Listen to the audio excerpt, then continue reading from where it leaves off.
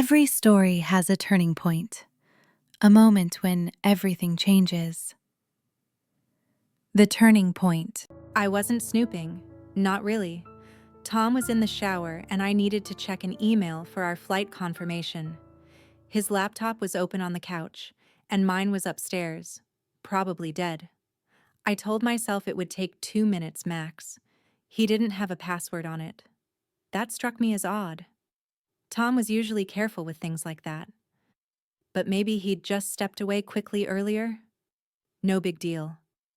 I opened Chrome, typed in my email, and as I went to attach a document, I noticed something strange. His desktop was empty. I mean, too empty. No clutter, no files. Just the recycle bin, the browser, and one lonely folder in the top right corner.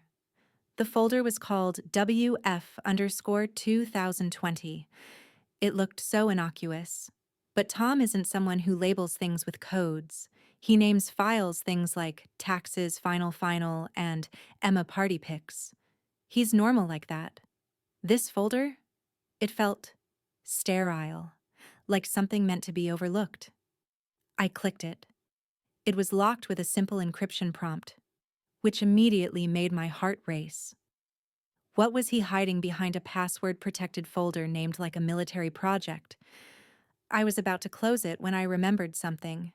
A few weeks ago, Tom asked me for help backing up old photos. He gave me a USB drive, and I'd noticed him typing a password then. Something weird and out of place. Warm July. On a hunch, I tried it. The folder unlocked. There were 57 image files. No labels, just timestamps. The first one was dated March 18th, 2024. Exactly the week when Tom had told me he was working late every night. I remember that week. I'd even made a joke about him having a secret life. He'd just smiled and said, "If I had one, it'd be a lot more exciting than spreadsheets." I opened the first image. It was a woman. Blonde, pale, maybe in her late 30s, sitting at an outdoor table sipping coffee. The photo was clearly taken from a distance, maybe across the street. Slight blur, no framing, just surveillance. My stomach tightened. The next image. Same woman, different day, standing in line at a pharmacy. Then another. Walking into a building. Then another. Asleep in what looked like a dimly lit bedroom. I sat frozen, hand trembling over the trackpad. Who was she? Why did Tom have dozens of photos of her, dated over 2 years? Just then, I heard the shower turn off upstairs. I quickly closed the folder, shut the laptop, and slipped it back on the couch like nothing had happened. Tom walked out minutes later, towel over his shoulder, whistling some tune from the 90s. "Hey, babe," he said, leaning over to kiss me. "Everything good?" I smiled, nodded, but something was wrong. I couldn't sleep that night. I lay in bed beside Tom, staring at the ceiling, listening to the sound of his breathing, steady and oblivious. My mind was anything but. I couldn't stop picturing the woman, the way she looked in those photos. Unaware, exposed. She wasn't a mistress. At least, not in the way I would have expected. There were no romantic shots, no selfies together, no suggestive texts. It was something else. Something worse. The next morning, I waited until Tom left for work and opened the laptop again. This time, I didn't hesitate. I opened the WF_2020 folder and clicked deeper. There were subfolders I hadn't noticed before. One called Logs, another Clips. Logs? They were handwritten notes, scanned in, probably Tom's handwriting. Subject left residence at 7:42 a.m. Observed entering Metro Market 8:09 a.m. Red umbrella, blue shoes, no interaction. Surveillance complete. 12:13 p.m. Each entry ended with Langley, clearance pending. Langley? As in CIA Langley? It had to be a coincidence. Maybe a joke. Maybe code. But the more I read, the colder I felt. I opened the clips folder. There were videos now. Grainy, motion-sensitive captures. Most were short. One was over 5 minutes. It showed the woman unlocking her front door, stepping inside, and pausing, like she felt something off. She glanced over her shoulder. The clip ended before she closed the door. Another showed her sitting in a laundromat reading a magazine, then suddenly looking up, right at the camera. Right at me, it felt like. I slammed the laptop shut. I was shaking. What the hell was this? Was my husband stalking her? Working for someone? Playing some twisted game? I paced the living room, then stopped, realizing something. The woman in the videos? I'd seen her before. Not in person, but online. Months ago. In a missing persons post that went viral. Her name was Caitlin Morrow. A blonde woman. Mid-30s. Vanished without a trace in 2022. The case had gone cold. But I remembered the photo. Her sipping coffee outside a corner cafe in DC. The same image I saw in the folder. I pulled out my phone and searched her name. Dozens of results. Forums. Podcasts. Reddit threads. One user claimed she was definitely dead. Another swore they'd seen her at a train station in Chicago. And then, buried in the comments, someone wrote, "You're all looking in the wrong place. The man watching her never left." My blood went cold. Behind me, I heard the front door unlock. Tom was home early. Tom walked in holding a paper bag and 2 coffees. "Surprise," he said, flashing that boyish grin I used to love. "Figured you might want one." I forced a smile. "Thanks." "That's sweet." We sat in silence at the kitchen table, sipping our drinks. Mine tasted burnt, but I didn't care. My hands were clammy, my mind still spinning from what I'd read and seen. "I thought you had a meeting," I finally said. "It got canceled." His eyes lingered on me just a second too long. That second felt like a crack in the wall. I saw something flicker in his gaze. Recognition? Suspicion? I nodded. "Well, good. We don't get mornings like this often." He smiled again, but it didn't quite reach his eyes. Then he glanced toward the living room, toward the laptop. I felt my heart skip. Was he checking? Did he know I'd opened the folder? Or was I just spiraling? "I've got some calls to make," he said, getting up. "Gonna head into the office around noon." "Okay." He kissed the top of my head as he passed, but I didn't move until I heard the door shut behind him. I waited 10 minutes. Then I opened my own laptop and went back to the thread where I'd seen the comment about Caitlin Morrow. The user who posted it had a strange handle, Threetherwatch. I clicked on their profile. Most of their posts were deleted. The few remaining were cryptic. Not every file is digital. Langley is just a name. It starts with WF but ends with something you'll wish you never found. One post was simply, "Check the drive. Check the drive." I wasn't sure what it meant, but then I remembered the USB drive Tom had used. The same one from weeks ago. I checked the drawer where we usually kept it. It wasn't there. Damn.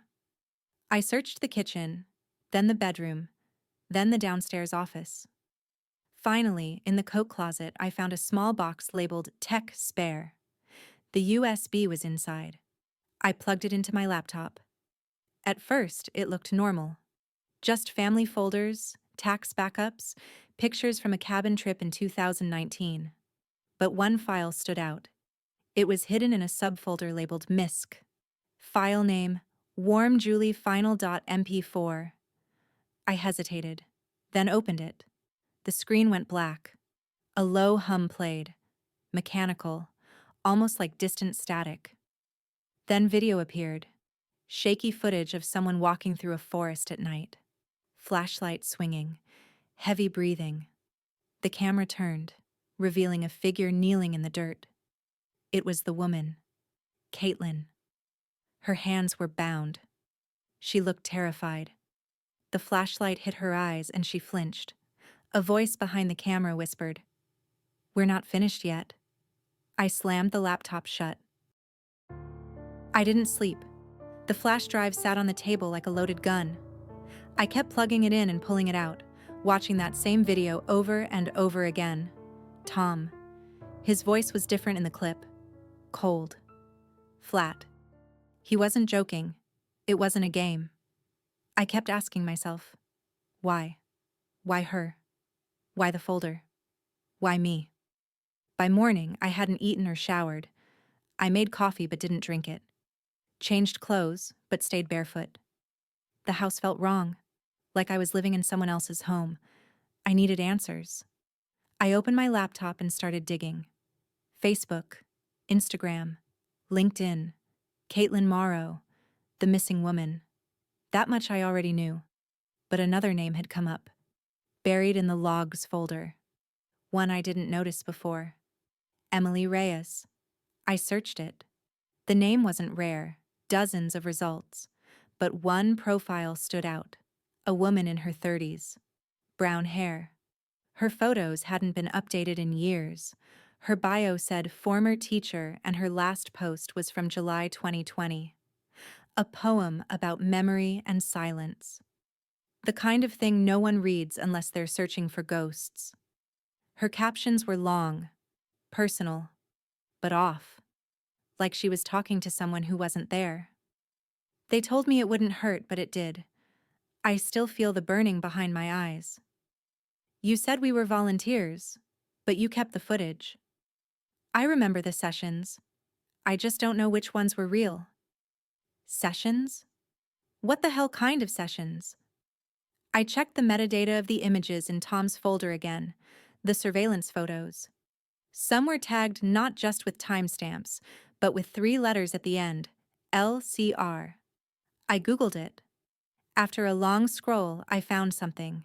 An old, cached link to a research abstract, published under a defunct organization called the Langley Institute for Cognitive Research.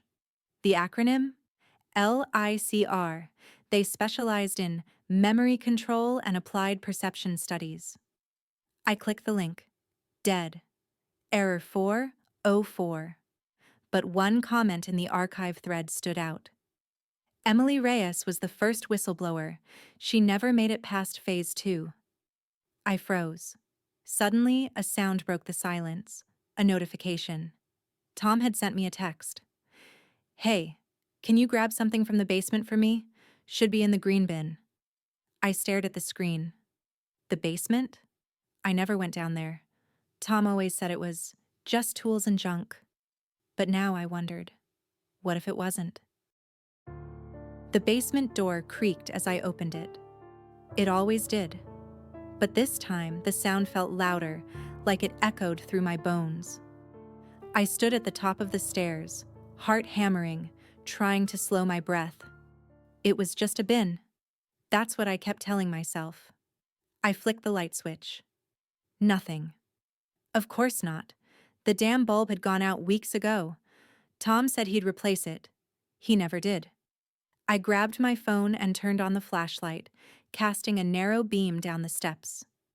Dust. Old shelves. Paint cans. Everything looked normal. At first. About halfway down, I stopped. There was a smell. Not rot. Not mildew. Something sterile. Chemical. Like disinfectant or hospital wipes. I swallowed hard and kept going. At the bottom of the stairs was the green bin. Right where he said it would be. I opened the lid.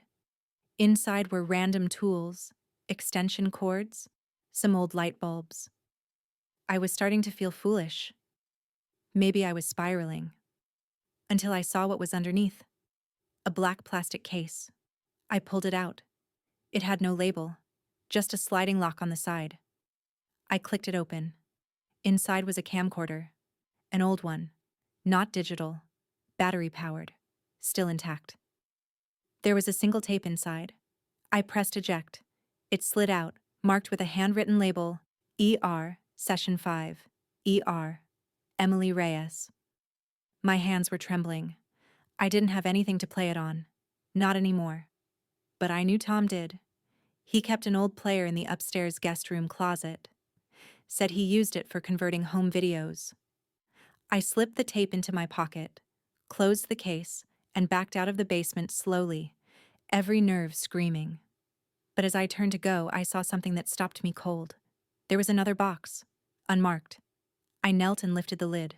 Inside were photographs, printed ones, dozens, maybe hundreds.